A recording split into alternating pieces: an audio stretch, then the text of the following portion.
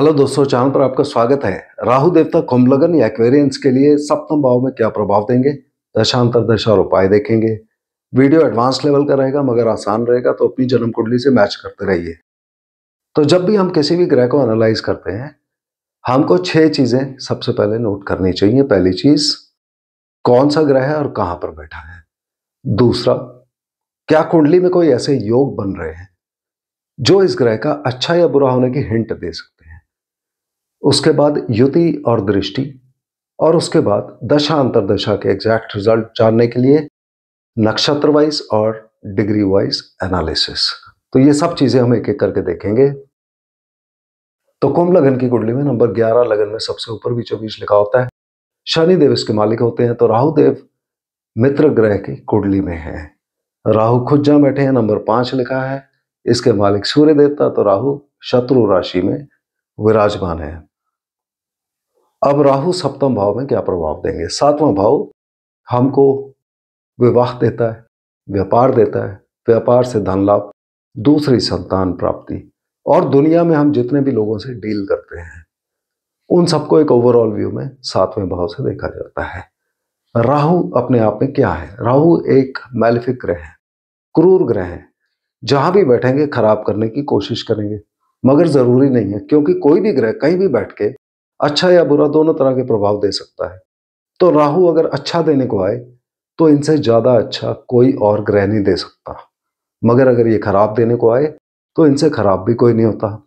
तो यहां पर बैठ के ये व्यक्ति को व्यापार और विवाह के रिगार्डिंग रिजल्ट देंगे। रिजल्ट कैसे आएंगे। अच्छे रिजल्ट में यहां से व्यापार करेगा व्यक्ति और बहुत धन लाभ देंगे। बुरे प्रभाव में व्यक्ति का पैसा उसके यार दोस्त खाते जाएंगे और व्यापार में नुकसान और लड़ाई झगड़ा होना दिखाएगा। विवाह के रिगार्डिंग व्यक्ति को यहां से विवाह दे देंगे, मगर वैवाहिक जिंदगी में प्रॉब्लम करेंगे, क्योंकि पति पत्नी को शुक्र से देखा जाता है। शुक्र एक सॉफ्ट प्लैनेट होते हैं और राहु शुक्र को खराब करने की ही कोशिश करते हैं। तो पति पत्नी के स्वास्थ्य को खराब कर सकते हैं। खास करके अगर शादी 21वें साल में हो या 21 साल से पहले हो, तब तलाक और जुदाई का केस बहुत ज्यादा हो जाता है चांसेस, और दूसरी शादी होने का। आजकल नॉर्मली 21 साल से पहले शादी होती नहीं है, मगर फिर भी ये प्रिकॉशन हमको याद रखनी चाहिए। राहु जहां भी बैठते हैं ये एक ऑब्सेशन देते हैं व्यक्ति को। खास करके इनकी दशा अंतरदशा में मेंटल टेंशन बहुत बढ़ जाती है। ऑब्सेशन कैसे आती है कि राहु हम सब जानते हैं कि गले से ऊपर का हिस्सा है। तो ऊपर हमारे पास मुंह होता है मगर पेट नहीं होता।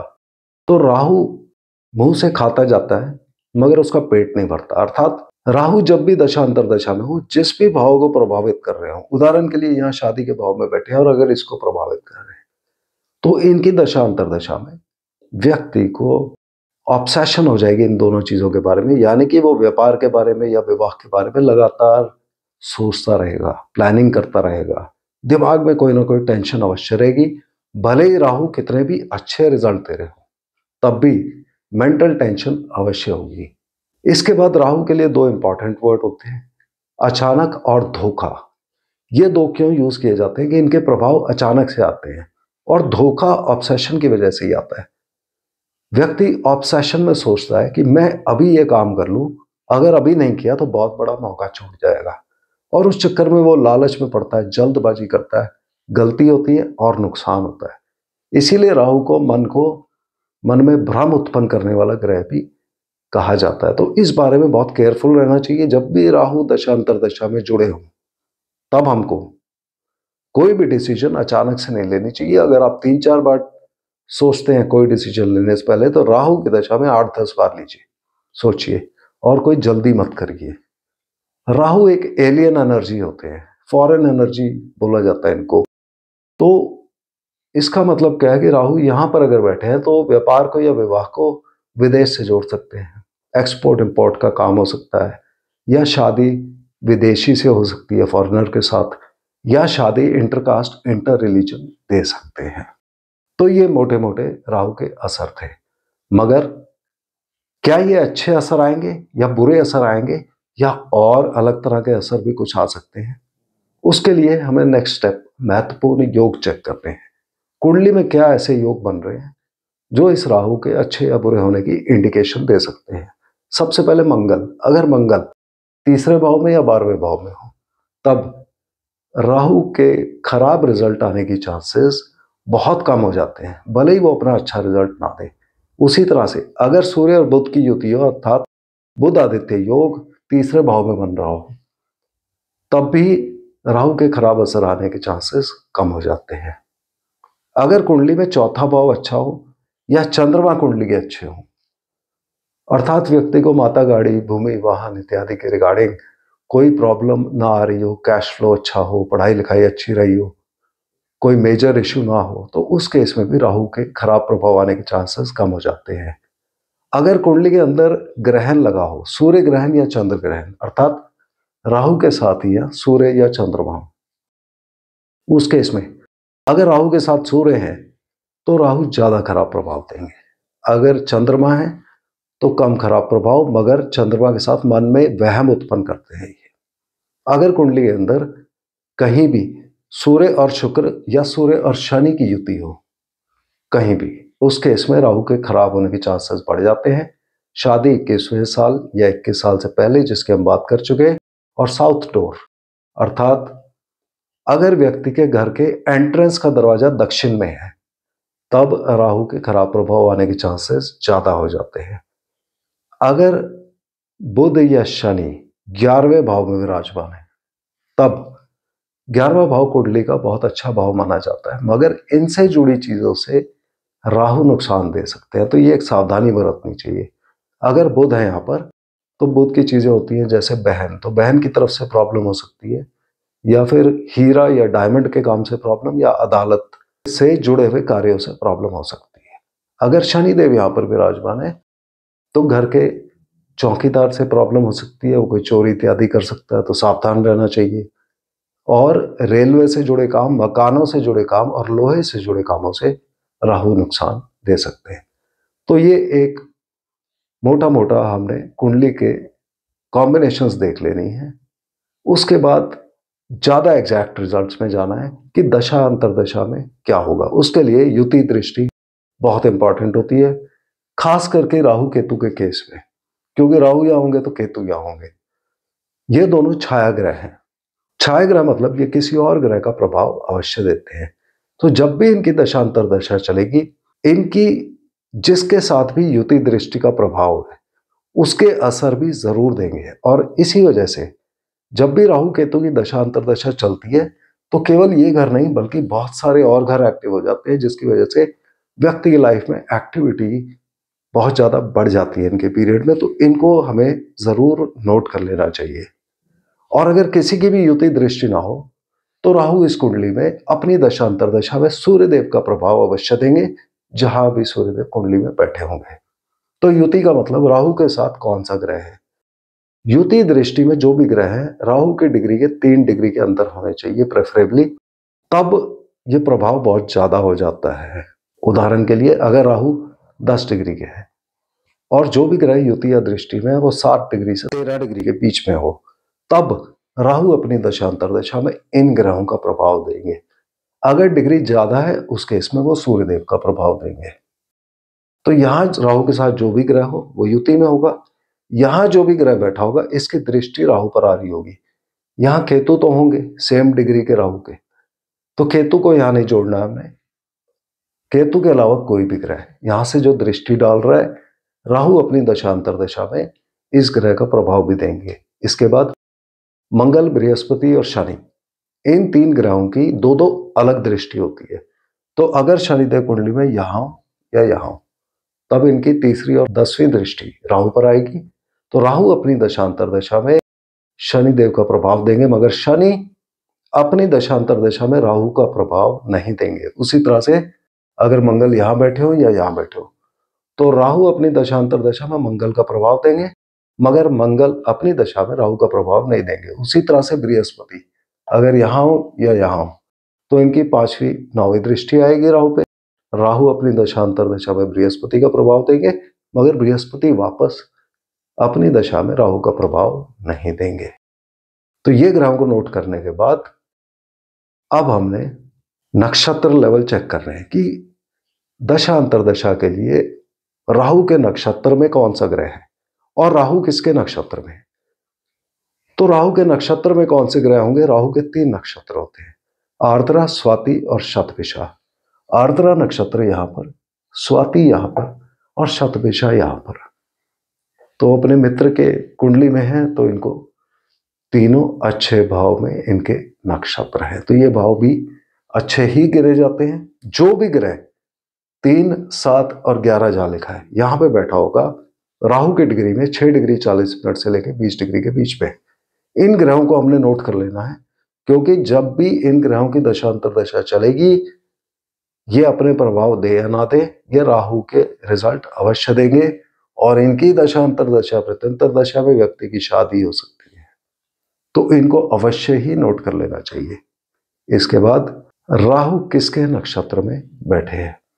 यहां पर 3 नक्षत्र होते हैं, मघा, पूर्व फाल्गुनी, उत्तर फाल्गुनी, अर्थात केतु, शुक्र और सूर्य के नक्षत्र। तो उनमें से किसी में भी हो सकते हैं। तो राहु की जब भी दशा अंतरदशा चलेगी, अगर 3, 7, 11 में कोई ग्रह बैठा हुआ था तो हो सकता है राहु अपने दशा अंतरदशा में अपने यहाँ के प्रभाव पूरे ना दे, मगर केतु, शुक्र या सूर्य जिसकी भी डिग्री में है उसके प्रभाव पूरे दें। एक बार हमने ये वाले ग्रहों को नोट कर लिया, इसके बाद जन्म कुंडली का काम खत्म हो जाता है। यहां से हमने कस्पल चार्ट पे चलना है। कस्पल चार्ट सॉफ्टवेयर में या ऐप में जहां जन्म कुंडली, चंद्र कुंडली इत्यादि दिया होता है वहीं कस्पल चार्ट मिल जाएगा। कई सॉफ्टवेयर में इसको केपी चार्ट भी बोलते हैं। तो कस्पल चार्ट में भी राहु यहीं पर होने चाहिए। अगर सप्तम में है तो यहां से आगे का वीडियो एप्लीकेबल है आपके लिए। करीब 30% लोगों के राहु यहां शिफ्ट हो गए होंगे। अगर ऐसा हो गया है तो आपको यहां से आगे राहु छठे का वीडियो देखना है, क्योंकि आपके राहु आपको छठे भाव का प्रभाव देंगे, यानी कि नौकरी, लोन लेना, कॉम्पिटिटिव एग्जाम्स और कोर्ट केसेस, ना कि यहाँ का, यानी कि विवाह व्यापार के बजाय यहाँ का रिजल्ट देंगे। तो आप राहु छठे का देखिए। केवल उनके लिए जिनके राहु देव यहीं पर है कस्पल चार्ट में, उनके लिए यहाँ से आगे का वीडियो। अब कस्पल चार्ट के अंदर सबसे पहले आप उन ग्रहों को लीजिए जो 3, 7, 11 में बैठे थे 6 डिग्री 40 मिनट से लेकर 20 डिग्री में, अर्थात राहु की डिग्री में। जब भी इन में से किसी भी ग्रह की दशा अंतरदशा चलेगी ये व्यक्ति को विवाह, व्यापार, दूसरी संतान देगा, मगर तीनों में डिफरेंस आएगा। एग्जैक्ट डिफरेंस क्या है। जब यहां बैठे ग्रह की दशा अंतरदशा चलेगी तब ये तो वो देगा ही, मगर अगर इसके अपने प्रभाव भी आ रहे तब ये व्यक्ति अपने बारे में सोचेगा और खुद ये अपने व्यापार के साथ, पति पत्नी के साथ और दूसरी संतान के साथ बहुत अटैच्ड हो जाएगा और बहुत प्रयत्न करेगा ये अपने व्यापार इत्यादि को बढ़ाने के लिए। उसके एफर्ट्स सक्सेसफुल होंगे या नहीं वो इस बात पर निर्भर करेगा, चूंकि ये भाव भी अच्छा है और ये भाव भी अच्छा है, तो ये इस बात पर निर्भर करेगा कि दशा अंतरदशा में कोई दूसरा ग्रह है या राहु के ऊपर किसकी युति, दृष्टि इत्यादि पड़ रही है। और यहां पर केतु भी बैठे हैं, हमने याद रखना है इस बात को, तो वो उस पर डिपेंड करेगा। मगर इस केस में अगर रिजल्ट्स खराब होते हैं तो वो ज्यादातर इसलिए होंगे कि 6, 8 या 12 के बैठे हुए ग्रह किसी तरह से इस दशा अंतरदशा में जुड़ गए, क्योंकि ये तीनों भाव अच्छे हैं, या फिर इनका मालिक ही राहु के साथ बैठा हुआ है, किसी तरह से राहु पे असर डाल रहा है। उस केस में ये रिजल्ट्स खराब हो सकते हैं। उस केस में वो वाला ग्रह ढूंढकर उसकी उपाय करना पड़ेगा। राहु का उपाय होगा ही और यहां बैठे हुए ग्रह का उपाय भी होगा। अगर यहां बैठा हुआ ग्रह इसकी दशा अंतरदशा चल रही है और ये अपने पूरे प्रभाव दे रहा है तो यहां से ये संतान प्राप्ति देगा, पहली संतान, दूसरी संतान, दोनों इस दशा में। यहां से प्रेम संबंध, यहां से विवाह, तो प्रेम विवाह का योग बन गया। यहां से जुआ, सट्टा, लॉटरी, शेयर मार्केट में इन्वेस्टमेंट, राहु यहां पर नुकसान देंगे। यहां से कला के क्षेत्र, actor, actresses, musician, singer, dancer, painters, उनके लिए अच्छे रिजल्ट्स, स्पोर्ट्समैन के लिए अच्छे रिजल्ट्स। एक बार फिर अगर रिजल्ट खराब आ रहे हैं तो उसका रीजन ना ये वाला ग्रह है ना ये वाला ग्रह है, 6, 8, 12 किसी तरह से जुड़ा होगा तो उसको ढूंढ के उसके उपाय करने पड़ेंगे। इस दशांतर दशा में इस ग्रह के उपाय और राहु के उपाय भी होंगे। अगर यहां बैठा हुआ ग्रह, इसकी दशांतर दशा चल रही है और ये यहाँ के असर दे रहा है, तो यहाँ से व्यक्ति को ये लंबी यात्राएं देगा। हायर एजुकेशन में बेनिफिट, नया काम कोई शुरू होना, नौकरी में परिवर्तन, ट्रांसफर, चेंजेस और भाग्य अच्छा रखना, इन सब के रिगार्डिंग रिजल्ट देगा। अगर राहु भी यहां पर जुड़ गए तो व्यक्ति को विवाह का प्रपोजल आएगा। व्यक्ति की शादी अपने घर से दूर हो सकती है या ससुराल जाने के लिए लंबी यात्राएं करनी पड़ सकती हैं। व्यक्ति यहां से व्यापार के रिगार्डिंग लंबी यात्राएं करेगा।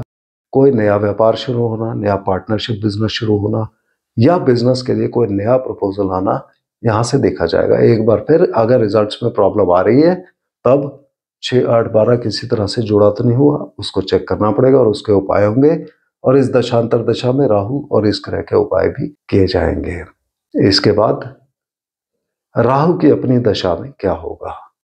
राहु जब भी दशांतर दशा में आए, अगर ये वाले ग्रह, यहां पे बैठे हुए ग्रह कोई थे राहु के नक्षत्र में, उस समय हो सकता है कि राहु अपने प्रभाव यहाँ के कम दें और जिसके नक्षत्र में बैठे उसके प्रभाव ज्यादा दें।